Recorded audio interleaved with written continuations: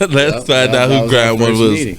Now we was talking earlier when you first got here, and you said, because you seen my beat machine, you said you got a MP, like an old one that you started with. Yeah, I started off on the Akai MPC 1000. Is when I got serious. I mean, I had touched like a Roland 202 and a couple earlier machines back when I DJ'd.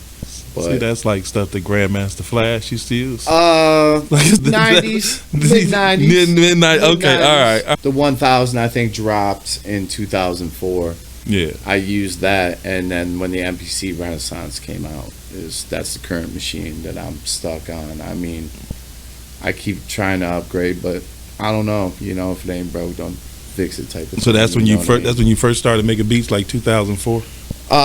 That's when I got serious about it. I DJ'd and played around with samplers, made pause tapes, but I didn't take it like real seriously. You made a pause tape? What it was, a pause tape? Pause tape. I started doing that in like 7th grade. So, what is the pause? Dual cassette deck, right? So like the first one was I did Special Ed. I got it made. The track I got it made. Yeah. So what you could do was you could take a blank tape. So like the drums in the beginning, I would let a couple bars play, pause it, and rewind it back, and then hit the record button and unpause it. And it was so accurate if you had a good tape player that it could seamlessly. So I could like extend the intro, extend the hook, and like the ending, and I would make these tapes and like slang them at school. So when rappers was making beats, because they would have to take the same thing and loop it over and over, you was actually making mixtapes. I was doing it because I didn't have turntables. I was 12, you know what I mean? So I was doing it with tapes. I mean, I didn't invent it by no means. I had a homie put me onto it, but what? Yeah, so the pause tape thing that's an early form of real DJing. Wow, that's how you. Because I heard people say they did it with music. I didn't know y'all DJs, early DJs. Yeah, loop it one more time. I was in 7th grade, but I started off with something real easy. You know what I mean? Because I had been like captivated by Public Enemy in junior high. Yeah, their stuff was a little bit too complex for me at the time. I was just a kid. But with the scratching and whatnot. Yeah. So I would pick something real simple. That's especially it'd be the simple. Then that simple one. Yeah. Oh hell yeah. Shit. Classic motherfucker. Right.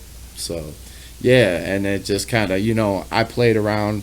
As a teenager, I ended up getting some 2 turntables and a mixer, and it was when I told you I had moved out to Phoenix. Yeah. I was there by myself. And I had a little background of it. I'm like, you want to know what? There was this. So what'd you go out there for? Just to? I had family out there. I used to contract for General Motors, and everyone knows what happened in 2008. Yeah. So they were like, at the time I wasn't married, didn't have no kids, nothing like that. Yeah. They're like, what do you got to lose? And I mean, that's your job. In a minute, hold on, stand back. Stand back, we got you. Yeah, my sister was a director at a hospital. This is a real wild story. So she was a director at a hospital in Phoenix, like downtown, like I guess equivalent to like Detroit receiving. Mm-hmm. And she's like, I got this job, it pays real good, but you might not want to do it when I tell you what it is. So unfortunately, people pass away in this world, and you gotta get things ready to meet the coroner. So you was an embalmer? No, but I would have to go put them in the bag and put them in the. Oh, you had a coroner's job? So it was within the hospital. I was an employee of the hospital, so I would meet the coroner. The Phoenix coroner would come and meet me down in the basement. Where the morgue is, where the freezer is. And there's paperwork you gotta fill out. And you was a do body ID check.